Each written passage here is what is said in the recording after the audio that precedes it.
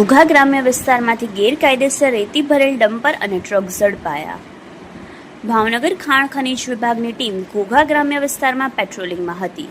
તે દરમિયાન સુરકા ગામના સ્મશાન પાસેથી પસાર થતા ડમ્પર નંબર GJ04 AX1233ને ઊભું રાખીને તપાસ કરતા તેમાંથી ગેરકાયદેસર રેતીનો જથ્થો મળી આવ્યો હતો. આ ગેરકાયદેસર રેતી ભરેલ ડમ્પર પ્રફુલભાઈ મનુભાઈ ડોડિયા, રહેવાસી બુધેલ, તાલુકા જિલ્લા ભાવનગરવાળાની માલિકીનું હોવાનું જાણવા મળ્યું હતું, જેથી રેતી અને ડમ્પરની અંદાજિત કિંમત ₹10 લાખનો મુદ્દામાલ જપ્ત કરેલ તેમજ મોરચંદ રોડ પરથી પસાર થતા ડમ્પર નંબર GJ13W2850માંથી ગેરકાયદેસર રેતીપણાનો જથ્થો મળી આવ્યો હતો. આ ગેરકાયદેસર રેતી ભરેલ ડમ્પર વિજયસિંહ પરબતસિંહ ગોહેલ, નવાગામ, તાલુકા તળાજાવાળાની માલિકીનું હોવાનું જાણવા મળ્યું હતું, જેથી રેતી અને ડમ્પરની અંદાજિત કિંમત ₹10 લાખનો મુદ્દામાલ જપ્ત કરેલ.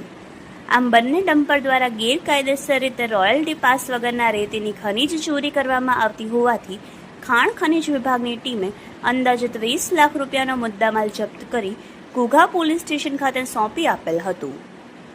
Bureau report, Yashvi Gujarat news, Ghogha.